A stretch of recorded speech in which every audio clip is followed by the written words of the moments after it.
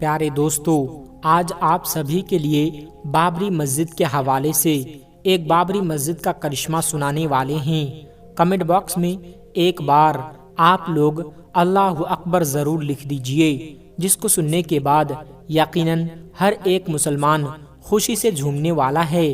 तो वो कौन सा करिश्मा सामने आया है कि जिसका जानना हर एक मुसलमान के लिए ज़रूरी है, और किसका किसका मानना है कि बाबरी मस्जिद कयामत तक वहीं रहेगी। वो इस वीडियो को लाइक करके कमेंट बॉक्स में अल्लाह अकबर ज़रूर लिख दें, और इस वीडियो को पूरा देखना हर मुसलमान को ज़रूरी है।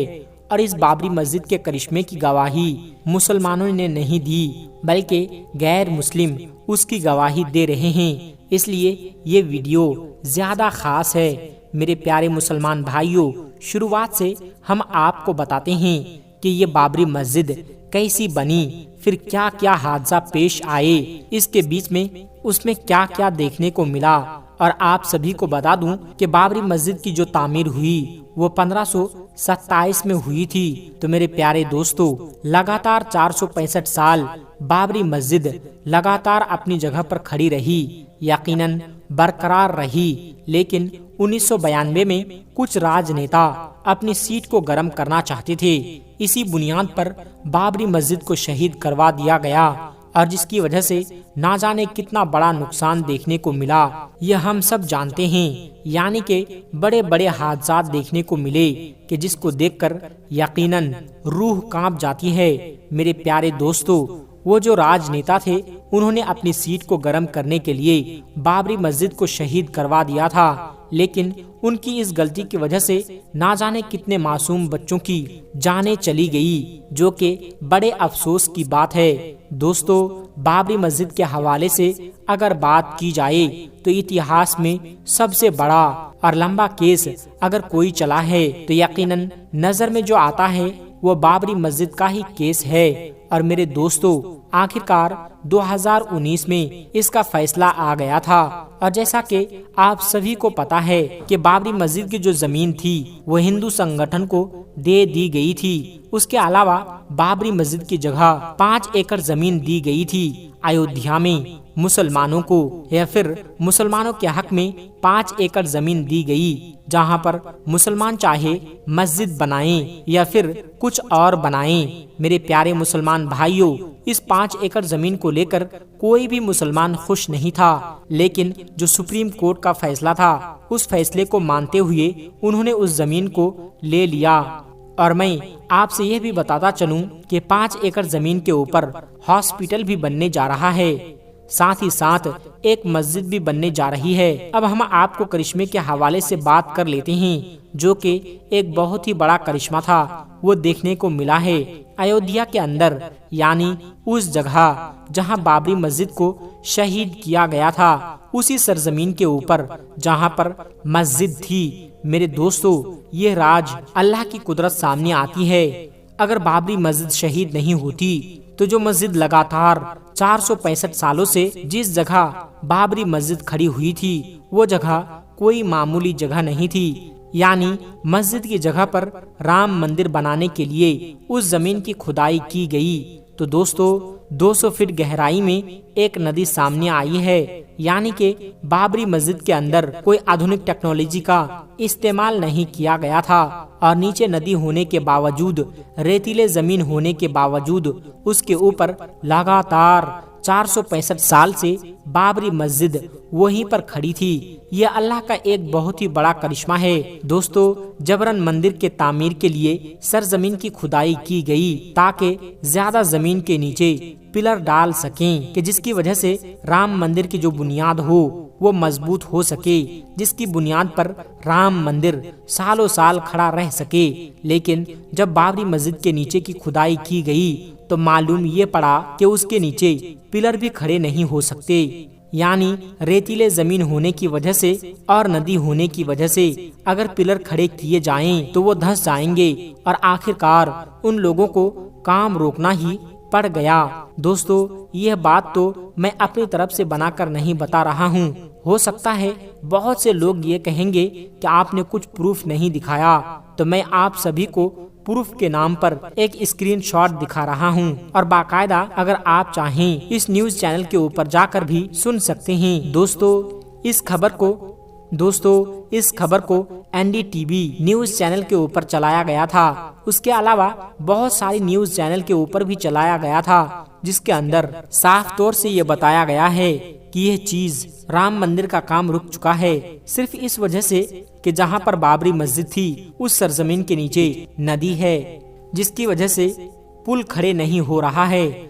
और दोस्तों, बड़ी ही गंभीर समस्या आने के बाद वहां जितने भी लोग मौजूद थे, जितने भी इंजीनियर मौजूद थे, वो सभी के सभी दंग रह गए और वो यकीनन परेशान होकर रह गए कि जिसकी वजह से उन्हें काम तक रोकना पड़ गया है। दोस्तों, दुनिया भर से कई बड़े बड़े इंजीनियर आ रहे थे राम मंदिर की तामीर के लिए, लेकिन जब ये बड़ी परेशानी सामने आई तो यकीनन हर कोई परेशान है कि कैसे जमीन के नीचे पिलर डाली जाए कि जिसकी वजह से राम मंदिर की जो बुनियाद है वो मजबूत हो सके। दोस्तों, अल्लाह तबारक व तआला ने कुरान पाक में इरशाद फरमाता है, यानी कि अल्लाह तबारक व तआला हर एक चीज पर कादिर है और वो जो करता है वो यकीनन बेहतर ही करता है। दोस्तों, सोचने वाली बात तो यह है कि अगर बाबरी मस्जिद शहीद ना हुई होती तो क्या यह बात मालूम पड़ सकती थी कि जमीन के अंदर नदी जारी है और बाबरी मस्जिद जिस जगह पर खड़ी है उसके नीचे नदी गुजर रही है। दोस्तों, ये कुदरत का एक बहुत ही बड़ा करिश्मा है। नदी के ऊपर बाबरी मस्जिद जो थी वो यकीनन 465 सालों तक बरकरार रही। अगर दोस्तों उसको शहीद ना किया जाता तो ना जाने कितने हजारों साल तक वैसा ही रहते, लेकिन बहरहाल जो हुआ अच्छा नहीं हुआ। लेकिन दोस्तों, हैरानी की बात तो यह है कि एक नदी के ऊपर लगातार 465 सालों से बाबरी मस्जिद वहां खड़ी रह गई थी, लेकिन कुछ नहीं हुआ। लेकिन जब इसी जगह पर राम मंदिर बनाने की बात आई तो बड़ी परेशानी सामने आ रही थी। अल्लाह जाने उसका क्या मतलब हो सकता था, लेकिन जो खबर सामने आई थी, जो करिश्मा सामने आया था, वो मुझे लगा कि आपको जरूर बतानी चाहिए। और इस चीज की गवाही मुसलमान नहीं दे रहे हैं, उसकी गवाही तो गैर मुस्लिम भी दे रहे थे और ये बात कह रहे थे कि अगर 100 फीट से ऊपर भी पिलर लगाया जाए मजबूती के लिए, वो पिलर जो है वो धंस सकती है। तो दोस्तों, ये कुदरत का करिश्मा नहीं तो और क्या है? बाबरी मस्जिद का करिश्मा नहीं तो और फिर क्या है? उसको हम क्या समझे? दोस्तों, बाबरी मस्जिद के हवाले से जो करिश्मा था वो मैंने आपको बता दिया, लेकिन मैं आपसे एक बात और कहना चाहूँगा जिसे जानना हर एक मुसलमान के लिए बहुत ही ज्यादा जरूरी है। उसके ऊपर अमल करना हर मुसलमान के लिए बहुत ही ज्यादा जरूरी है। दोस्तों, हम बाबरी मस्जिद करते रहते हैं, लेकिन हमारे जो मोहल्ले के अंदर जो मस्जिद हैं वो वीरान हो रही हैं। अगर हम जाकर अपनी मस्जिदों को देखें, 2 से 4 या 5 सफ़े मिलती है, लेकिन दोस्तों होना क्या चाहिए था कि नमाज तो यकीनन हर मुसलमान पर फर्ज है, 2 टाइम की भी नमाज यकीनन माफ नहीं, लेकिन बावजूद जो हमारे मोहल्ले के अंदर मस्जिद होती है 5 टाइम वीरान रहती है, 1 या 2 सफ़े नजर आती है। मेरे दोस्तों, जुमा के दिन जो पूरी मस्जिद भरी हुई नजर आती है और यहाँ तक के बाहर जो रास्ते होते हैं वो जाम नजर आते हैं। जो तादाद जुमा के दिन रहती है वही तादाद जुमा की नमाज पढ़ने के लिए होती है, रोजाना नमाज पढ़ने के लिए होती। तो दोस्तों, बाबरी मस्जिद शहीद नहीं होती, क्योंकि बाबरी मस्जिद में जो आखिरी नमाज पढ़ी गई वो 1949 में पढ़ी गई थी और तब से लेकर 1992 तक कोई नमाज नहीं पढ़ी गई थी। राम मंदिर उद्घाटन के बाद देखें ख्वाजा का करिश्मा। जी हाँ दोस्तों, ख्वाजा हिंद के राजा का करिश्मा, एक ऐसा करिश्मा जो जिन्नात के बीच में हुआ। दोस्तों, देखकर आप सभी दंग रह जाएंगे। इस वक्त पूरा भारत राम मंदिर की उद्घाटन की खुशियां मना रहा है, खास करके सनातन धर्म के लोग, हिंदू धर्म के लोग। उत्तर प्रदेश के सीएम योगी आदित्यनाथ और पीएम नरेंद्र मोदी सब राम मंदिर के लिए गए। जगह जगह पर उसकी तैयारियां किया गया। पूरे उत्तर प्रदेश, पूरे अयोध्या को सजा दिया गया। योगी आदित्यनाथ कई बार उसका जायजा लेने के लिए गए थे। दोस्तों, इधर जो भक्त थे राम मंदिर को लेकर जगह जगह जलसा जुलूस कर रहे हैं, खुशियां मना रहे थे। तो उसी बीच दोस्तों, ख्वाजा के दीवानों के लिए ये शानदार वीडियो है। अगर आप भी ख्वाजा के दीवाने हैं दोस्तों, तो हक मोइन या मोइन लिखकर कमेंट करें। दोस्तों, चलिए सुल्तानुल हिंद ख्वाजा मोइनुद्दीन चिश्ती रहमतुल्लाहि अलैह का एक सनसनीखेज वाकया आज आप लोगों के सामने लेकर आ गए हैं। दोस्तों, जिसको सुनकर यकीनन हर एक दीवाना झूम उठेगा।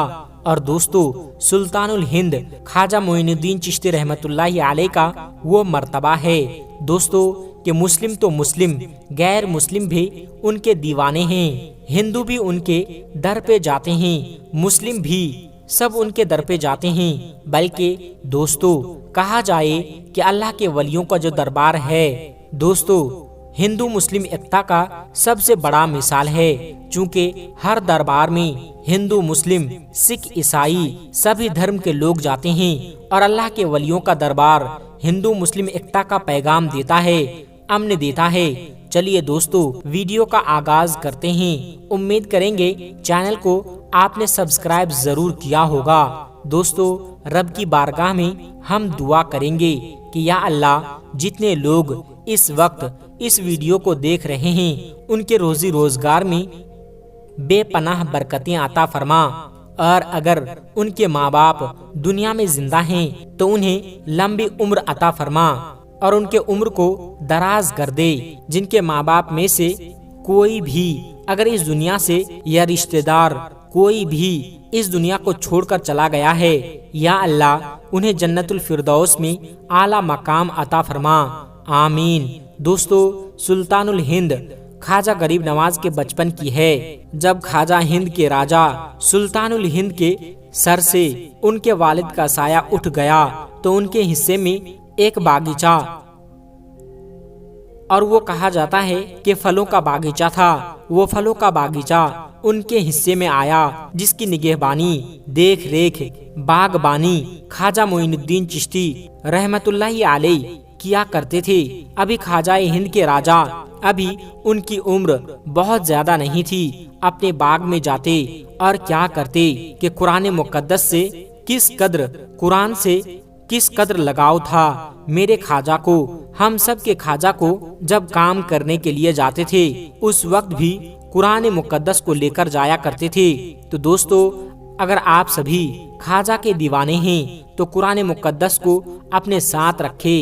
काम हो ना हो, लहर हो बहर हो, हर जगह कुरान को रखे। दोस्तों, जब मौका मिले उसको पढ़ा करें, क्योंकि ख्वाजा गरीब नवाज जब मौका मिला करता था कुरान मुकद्दस की कसरत से तिलावत किया करते थे।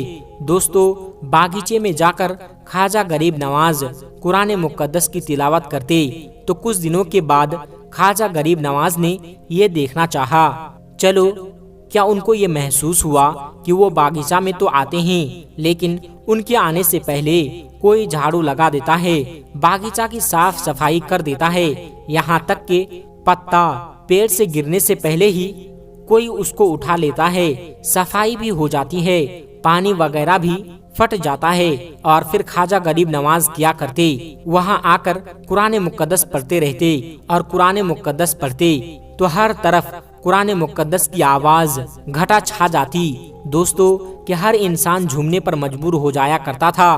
कुछ दिनों के बाद ख्वाजा गरीब नवाज को ये एहसास हुआ कि कुछ तो बात है कि मैं जब भी यहाँ पर आता हूँ मेरे आने से पहले कोई यहाँ की सफाई कर देता है, पानी पटा देता है, तो कोई हर काम मेरा कर देता है। आखिर क्या बात है? एक बार क्या था, ख्वाजा गरीब नवाज ने आवाज देकर कहा, सुनो, तुम लोग जो कुछ कर रहे हो, जो कोई भी हो, तुम लोग यहाँ पर हाजिर हो जाओ। मैं जानता हूँ तुम यहाँ पर कोई और हो जो मेरे कामों को कर देता है। तुम जो भी हो यहाँ पर हाजिर हो जाओ। अब क्या था दोस्तों, इतना कहना था कि उस बाग से जिन्नात 3-4 जिन्नात उतरते हैं। दोस्तों और ख्वाजा गरीब नवाज के सामने हाजिर हो जाते हैं। वो जिन कहते हैं कि हुजूर ये सच है कि आपका काम हम ही करते हैं, चूँकि हुजूर आप जो कुरान मुक़द्दस पढ़ते हैं, इस कुरान मुक़द्दस को सुनकर हम लोगों ने आपके कुरान पढ़ने के तरीके को, अपने कुरान पढ़ने के तरीके को सुधारा है। और इस लिहाज से दोस्तों हम यहाँ पर आकर आपसे कुरान सुनते हैं और हम आपसे कुरान पढ़ना एक तरीके से सीखते हैं। और चूँकि हम लोगों ने आपसे कुरान मुक़द्दस को पढ़ना कैसे पढ़ा जाता है, कैसे दुरुस्त किया जाता है, इस लिहाज से आप हमारे उस्ताद हैं और हम आपके शागिर्द। तो शागिर्द होने के नाते हम लोगों को ये कैसे गवारा होगा कि हमारा उस्ताद आकर झाड़ू लगाए, हमारा उस्ताद आकर बागबानी करे। इसीलिए हुजूर आपके आने से पहले यहाँ की साफ सफाई हम कर देते हैं, यहाँ जो भी काम होता है वो हम कर देते हैं। चूँकि हम लोगों को यह कबूल नहीं है कि हमारा उस्ताद आकर यह काम करे, और ये हम चाहते हैं कि आपके काम हम कर दें और आपसे हम कुरान मुक़द्दस सुना करें। आप जब भी कुरान मुक़द्दस को सुनते हैं और अपनी याददाश्त को मजबूत करते हैं, हम अपने कुरान मुक़द्दस के पढ़ने के तरीके को सही करते हैं। दोस्तों तो ये है जलवा ख्वाजा गरीब नवाज का, ये है जलवा ख्वाजा मोइनुद्दीन चिश्ती रहमतुल्लाहि अलैह का, कि इंसान तो इंसान बल्कि जिन्नात भी ख्वाजा गरीब नवाज से कुरान मुक़द्दस सीखते हैं। दोस्तों सुल्तानुल हिंद का मर्तबा ये है कि उन्हीं जिन्नातों ने कहा कि जब तक हम रहेंगे आप हमारे उस्ताद हैं और हम आपके दरबार की दरबानी करते रहेंगे। प्यारे दोस्तों आज भी यह रिवायत मिल जाती है दोस्तों कि गरीब नवाज के दरबार में आज भी जिन्नात मौजूद होते हैं। आज भी उनके दरबार में दरबानी करते हुए जिन्नात नजर आ जाते हैं। हाँ दोस्तों यह हमारी आंखों में वो कुव्वत नहीं है कि हम जिन्नातों को उनके सही शक्ल में देख लें, लेकिन हकीकत तो यह है दोस्तों आज भी ख्वाजा गरीब नवाज के दरबार में जिन दरबानी करते हुए नजर आते हैं। यह है ख्वाजा का करिश्मा। दोस्तों ये है ख्वाजा का जलवा। अगर आप भी ख्वाजा गरीब नवाज के सच्चे दीवाने हैं तो मैं चाहूँगा आप भी कुरान मुक़द्दस की तिलावत किया करें। दोस्तों बस्ती में पढ़ो, शहर में पढ़ो, बयाबान में पढ़ो, बस्ती में पढ़ो, शहर में पढ़ो, बयाबान में पढ़ो, और दीवार गिर जाए तो मैदान में पढ़ो। और ये है खबर नजूमी क्या बताएंगे तुझे, अगर कल क्या होगा तो फिर कुरान में पढ़।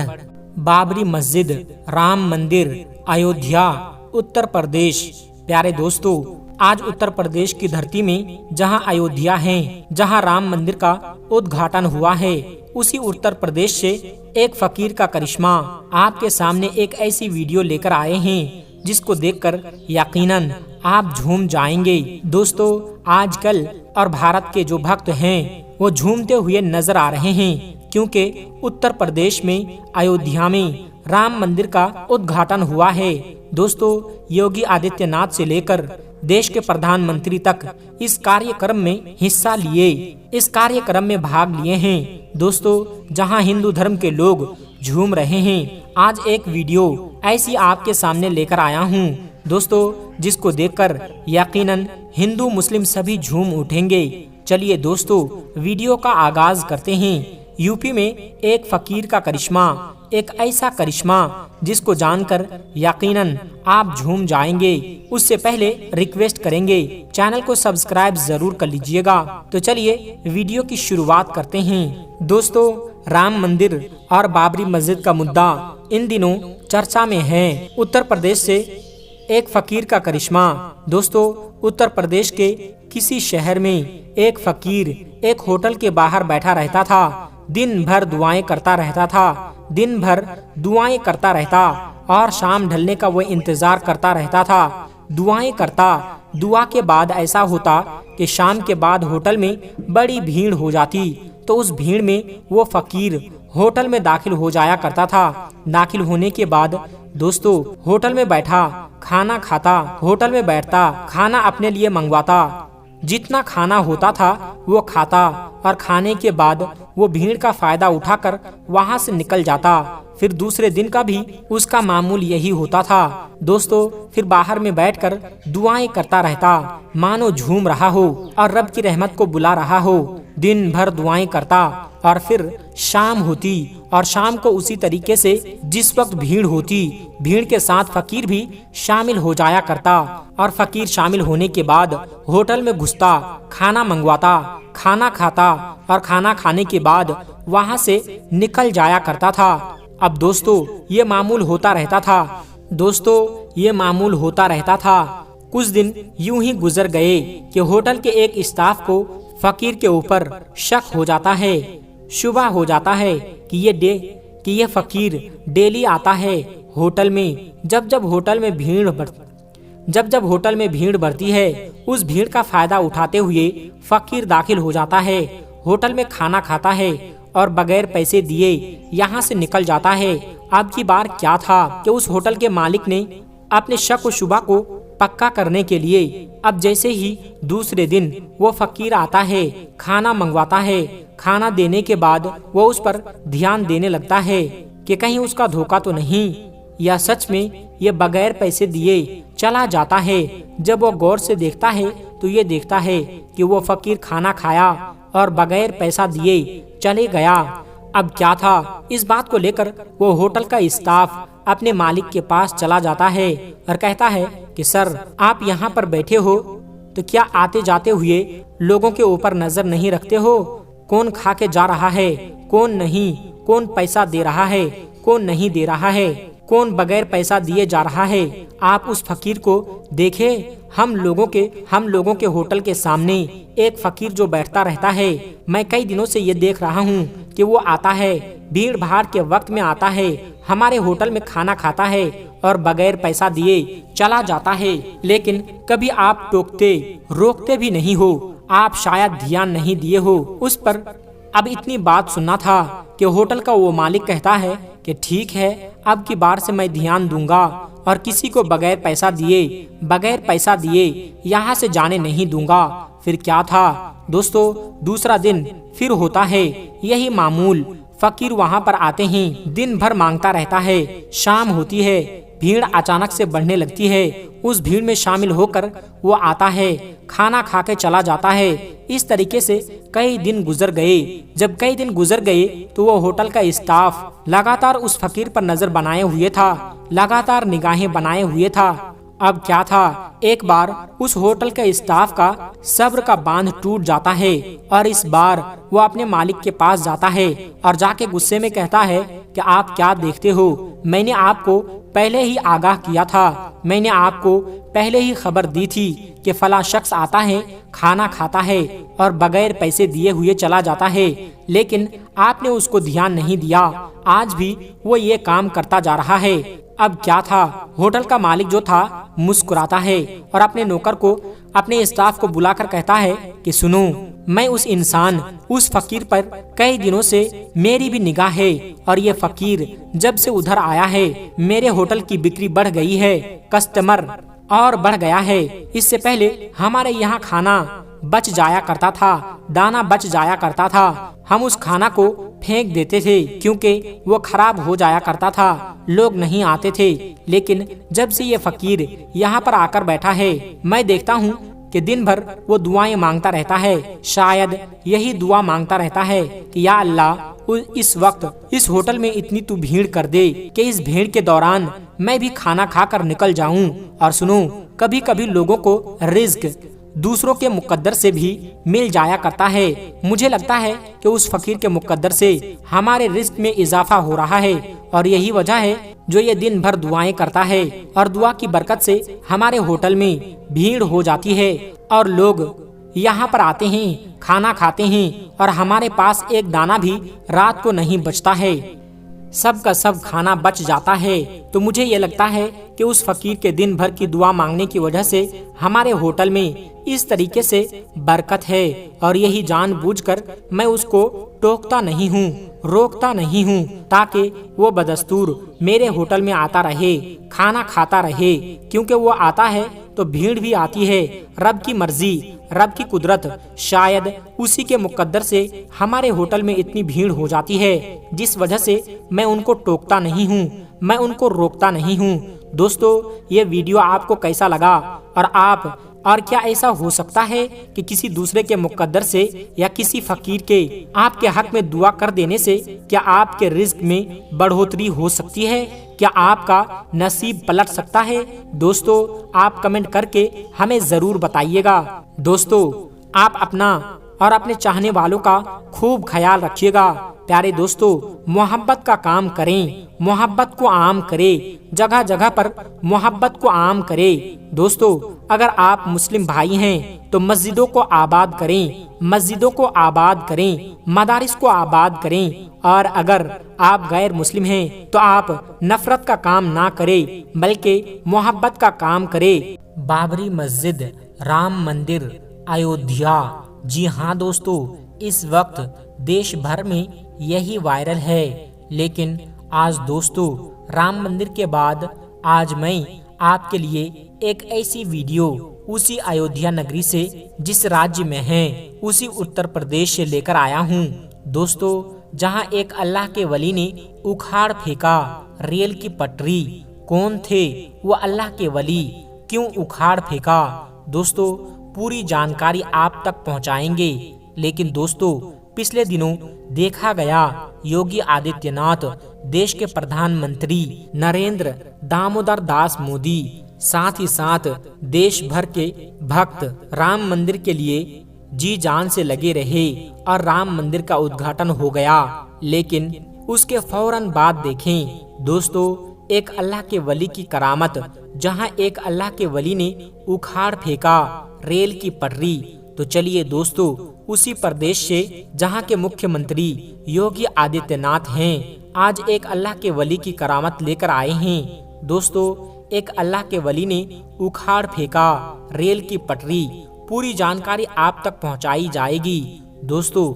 लेकिन उससे पहले अगर आप भी अल्लाह के वली से मोहब्बत करते हैं तो इस वीडियो को लाइक करके चैनल को सब्सक्राइब जरूर कर लीजिएगा और कमेंट बॉक्स में अल्लाह अकबर जरूर लिखें। दोस्तों, अल्लाह तबारक व तआला ने अपने वलियों को वो ताकत, वो कुव्वत अता किया है कि जब अल्लाह के वली अपनी ताकत को दिखाते हैं, अपनी कुव्वत को दिखाते हैं, तो पूरी दुनिया उसको करामात के नाम से जानती है। इसी तरीके से दोस्तों, एक अल्लाह के वली ने उखाड़ फेंका रेल की पटरी। दोस्तों, कौन है वो अल्लाह के वली? पूरा वाकया बताएंगे और उनकी दरगाह की जियारत भी कराएंगे। इस वीडियो को जरा सा भी स्किप मत कीजिएगा। दोस्तों, वो जमाना जब भारत के अंदर अंग्रेजों की हुक्मरानी थी, अंग्रेज भारत के हाकिम थे। वो लोग उत्तर प्रदेश के दारुल हुकूमत राजधानी लखनऊ में जो चार बाग रेलवे स्टेशन है, दोस्तों, उस रेलवे स्टेशन के अंदर वो पटरी बिछाने का काम कर रहे थे। जब पटरी बिछाने तो झाड़ियों को अंग्रेजों ने कटवाया। कटवाने के बाद वहाँ साफ सफाई करने के बाद वहाँ पर उन्होंने रेल की पटरी बिछा डाला। अब दोस्तों, रेल की पटरी तो उन्होंने बिछा लिया, लेकिन जैसे ही रात हुई तो सुबह देखता है कि सारे लोग वहाँ पर आते हैं जहाँ पर रेल की पटरी उन्होंने बिछाया था, चार बाग रेलवे स्टेशन में। तो ये देखते हैं कि रेल की पटरी उखड़ी पड़ी हुई है। रेलवे ऑफिसर भी हैरान और परेशान हो जाते हैं। माजरा क्या है? क्या आखिर रेलवे की पटरी को उखाड़ा किसने? लोग ये कहते हैं कि शायद जो आजादी की लड़ाई लड़ रहे थे, शायद उन लोगों ने, क्रांतिकारी लोगों ने इस रेलवे की पटरी को उखाड़ दिया होगा। यही समझकर गुस्साते हैं। और फिर क्या होता है दोस्तों? गुस्सा कोई था तो कोई नहीं था, तो फिर क्या करते हैं? दूसरे दिन फिर से वहाँ पर रेलवे पटरी बिछा दिया जाता है। जब रेलवे की पटरी बिछाया जाता है तो फिर प्लेटफार्म होती है। फिर रात जैसे ही होती है तो ये देखा जाता है कि रेलवे की पटरी उखड़ी पड़ी हुई है। रेलवे की पटरी फिर से उखड़कर किसी ने फेंक दिया है। अब किसी को कुछ खबर नहीं थी कि आखिर रेलवे की पटरी कैसे उखड़ रही है, रेलवे की पटरी कैसे, कब उखड़ रही है, किसी को अंदाजा नहीं था। अलबत्ता तीसरी बार वहां रेलवे की पटरी बिछाया जाता है दोस्तों, लेकिन तीसरी बार भी रेलवे की पटरी उखड़ जाती है। किसी ने उखाड़ फेंका था। अब रेलवे का एक अफसर आता है, गुस्से में आ जाता है, अंग्रेज अफसर, और ये कहता है कि आज जिस जगह पर हम ये पटरी बिछा रहे हैं, आज उसी जगह पर हम मौजूद रहेंगे और देखेंगे कि ये रेल की पटरी कौन उठाता है। चलिए दोस्तों, पहले जियारत कर लीजिए उस दरगाह की, और साहिबे दरगाह के बारे में मैं बताता चलूं। जी हाँ दोस्तों, आपने सही समझा। आज हम जो वाकया आपके सामने रख रहे हैं वो सैयद क़यामुद्दीन रहमतुल्लाहि अलैह, जिनको दुनिया हजरत खम्मन पीर बाबा के नाम से जानती है, इस दरबार की जियारत करें। दोस्तों, ये दरगाह शरीफ है और ये दरगाह शरीफ से लगा हुआ ही मस्जिद भी है। दोस्तों, आप देखेंगे उसकी दरगाह शरीफ से सटा हुआ रेल की पटरी आज भी बिछाई हुई है। दोस्तों, इसका पूरा वाकया हम आपके सामने रखने जा रहे हैं, लेकिन ये दरगाह देखें और मस्जिद उसी में है। दोस्तों, यह हजरत खम्मन पीर रहमतुल्लाहि अलैह की दरगाह है। हजरत खम्मन पीर रहमतुल्लाहि अलैह के बारे में बताया जाता है कि उनका असल नाम सैयद क़यामुद्दीन रहमतुल्लाहि अलैह है और ये मदीना मुनव्वरा से हिजरत करके ये भारत आए थे और ये हजरत सैयद सालार मसूद गाजी रहमतुल्लाहि अलैह के साथ आए थे और उनके वफादार उनमें से थे, लेकिन ये लखनऊ में रह गए। दोस्तों, खुदा खल्क के लिए काम करने लगे। दोस्तों, तीसरी बार अंग्रेज जब रेल की पटरी उखड़ा पड़ा हुआ देखता है तो वो गुस्से में आ जाता है और चौथी बार रेल की पटरी बिछाकर वो वहाँ पर देखता है और छुप जाता है रात को, और छुप कर देखने लगता है कि रेल की पटरी कौन उखाड़ कर फेंकता है, रेल की पटरी कौन उखाड़ कर इधर से उधर फेंकता है। दोस्तों, आधी रात होती है और उसके बाद अंग्रेज अफसर जो देखता है, दोस्तों उसकी आंखें फटी की फटी रह जाती है कि अचानक से जिस जगह से रेल की पटरी उखड़ा हुआ मिलता है, रेल की पटरी अचानक से वहां से हरकत होती है और अचानक रेल की पटरी उखड़ कर दूसरी तरफ फेंक दिया जाता है। अंग्रेज अफसर ये देखकर हैरान रह जाता है। वो छुप कर सब देख रहा था, कोई भी इंसान नहीं है, लेकिन पटरी उखड़कर फेंक चुकी है, हट चुका है। अब दंग हो जाता है। अंग्रेज वहाँ से भाग जाता है। उसको समझ में आ जाती है कि ये कोई इंसान की बात नहीं है, शायद वहाँ पर जहाँ पर कब्र रहा है वहाँ पर कब्र हो सकता है। और उसके बाद क्या होता है दोस्तों, सुबह वहाँ पर खुदाई चालू हो जाती है। अंग्रेज हुकूमत ये कहती है कि यहाँ पर खोद के देखो क्या कोई कब्र है। जब वहाँ पर खोदा जाता है दोस्तों, तो वहाँ पर देखते हैं कि एक अल्लाह के वली की कब्र दबी हुई होती है, क्योंकि जमाना गुजर गया था। हजरत सैयद क़यामुद्दीन रहमतुल्लाहि अलैह का वहाँ पर दफन हुए। लेकिन दोस्तों, जब मिट्टी हटाया जाता है, जब खोदा जाता है, तो उनका कब्र मुबारक वहाँ से निकलता है।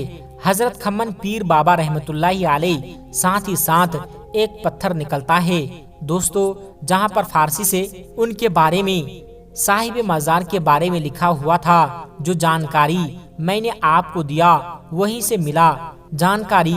अब अंग्रेज आप सब समझ जाते हैं कि इसी वजह से यहाँ रेल की पटरी को बाबा उखाड़ कर फेंक दे रहे थे, क्योंकि ये रेल की पटरी उनके ऊपर से पार हो रही थी। फिर क्या था दोस्तों, मजार शरीफ से थोड़ा हटकर रेल की पटरी को बिछा दिया जाता है और उसके बाद रेल की पटरी उखड़ना बंद हो जाती है। और आज भी दोस्तों रेल की पटरी वहीं पर मौजूद है और आज भी अल्लाह के वली हजरत खम्मन पीर बाबा रहमतुल्लाहि अलैह एक मजार शरीफ आज भी यहाँ पर मौजूद है।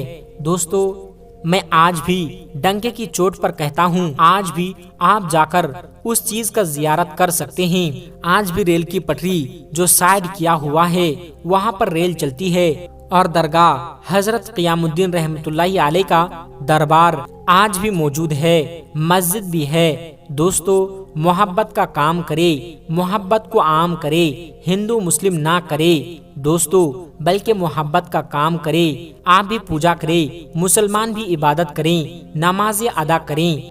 बाबरी मस्जिद राम मंदिर उद्घाटन के बाद मुस्लिम देशों का कड़ा एक्शन कर दिया है, बड़ा ऐलान। प्यारे दोस्तों, आज फिर एक और नई वीडियो में आप तमाम दोस्तों का स्वागत है। दोस्तों, बाबरी मस्जिद राम मंदिर से जुड़ी तमाम खबरें आप तक पहुंचाने की कोशिश कर रहे हैं। दोस्तों, अगर आप भी बाबरी मस्जिद से मोहब्बत करते हैं तो दोस्तों इस वीडियो को दिल से एक लाइक जरूर कीजिएगा। दोस्तों, 22 जनवरी को उत्तर प्रदेश के अंदर राम मंदिर का उद्घाटन हुआ, जिस उद्घाटन में सीएम योगी आदित्यनाथ से लेकर देश के पीएम हजारों की तादाद में लोग शामिल हुए थे।